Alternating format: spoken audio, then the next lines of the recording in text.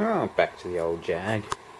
Earlier today I made a new engine loom up for it, which finishes here, so I've just got to pin these up to plug into that, and then make it nice and neat over here, away from the belt obviously.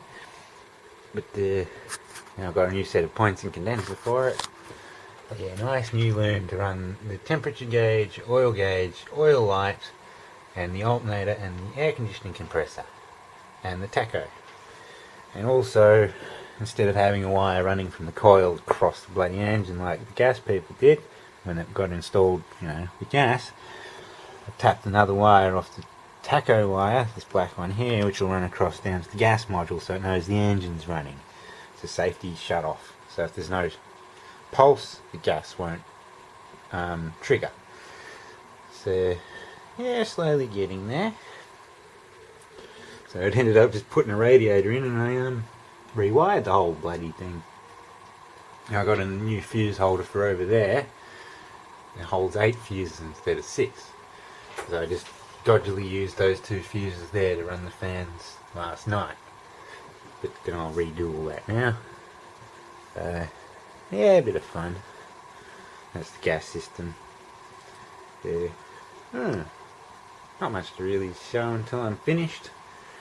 But yes, relays. It was all like this before, but just a mess. Because I did the headlights, then I did the fans, then I did the air conditioning, then I did the horns, and it was just add-on after add-on, and it was just messy. So now it's all nice and neat with nice plugs. So when I go to do the engine, if I rebuild this one and put the new one in, it's easy. Unplug, radiator will come out, and then plug everything back in again when you're done. So that's why I'm doing this now. That's what I've removed from the vehicle. Like this was the old, had some speaker wire and some earth cable for houses, whatever I had lying around at the time. Had wires, sheath wired with 2, positive and negative, but doubled up to make 30 amps because it's 15. And it had the old-fashioned V12 loom still in there with the wick. It's just cotton wrapped shit soaked in oil from the old V12. So yeah, just get rid of all that and make it nice, because you can see there it's not very healthy stuff. So now it's all nice. Well, new points and condenser are fitted. Put some synthetic grease there. That should help it a bit. Oh, well, it's pretty much done now. Got the 8 fuse holder there. There's the relays for the fan, 2 fans, air conditioning, ignition. I've mounted the coil again properly because the bracket snapped off about a year ago and the coil is just flapping about, so I made a new little bracket, wired the coil up nicely.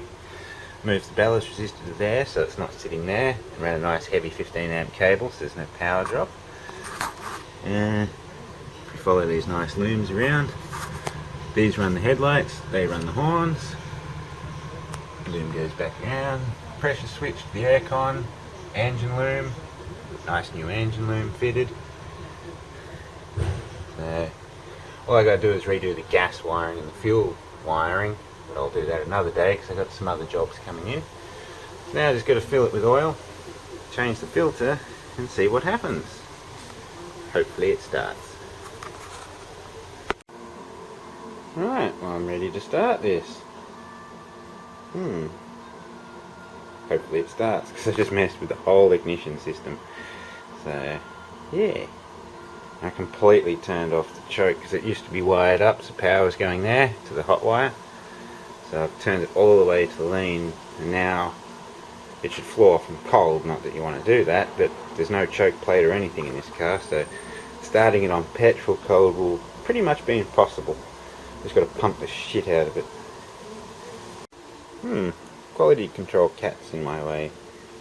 Hello, quality control kitty. Oh, who's a good boy? Now let's just see if everything works first. Turn accessories on, turn the radio down. Right, now let's go for ignition. Cool. I haven't got any water in the overflow reservoir, that's why the light's on, but that means it works. Right, you got the air conditioning on, let's turn on the aircon. That seems to work. Cool. Now, let's see if petrol works. That seems to work. And gas seems to trigger when I turn it on. Cool. Alright, well, let's see if it starts. Probably a little flooded from petrol up there from testing it before, so it'd be starting on petrol and gas. Let's see if it's got any spark.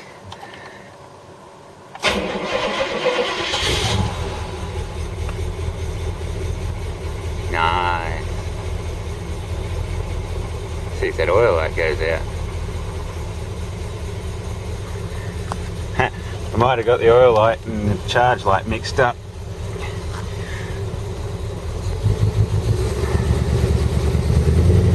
Yep, I have. That's easy fixed. Yeah, it's running on petrol and gas at the moment, so it's a bit sad. Just got to get the petrol out of the carby.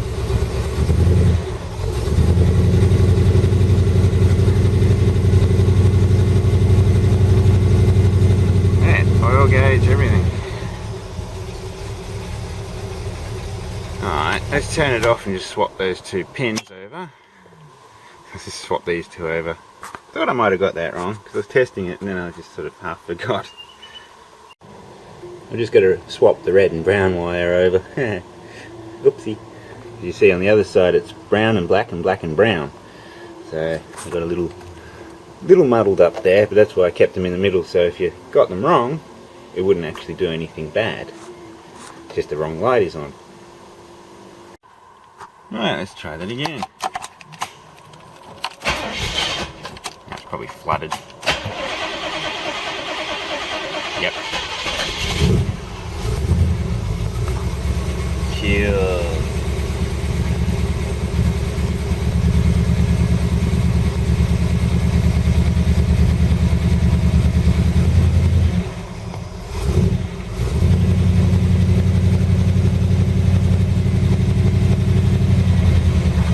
Let's try the air conditioning.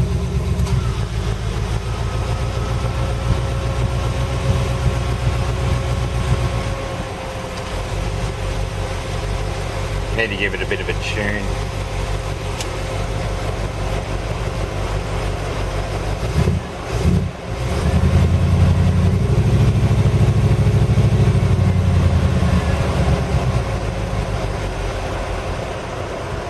It's idling a little slow. Yeah, tune her up.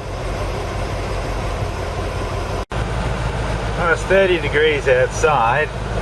This thing's just idling. Fresh air.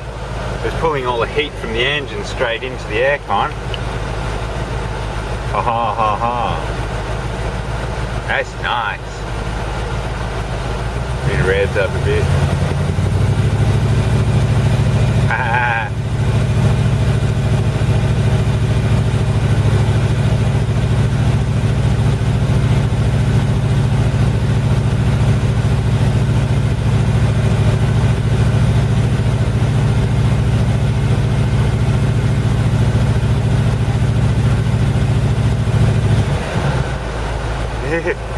That's not bad for a 30-degree day. I like my air conditioning system. You can tell I made it.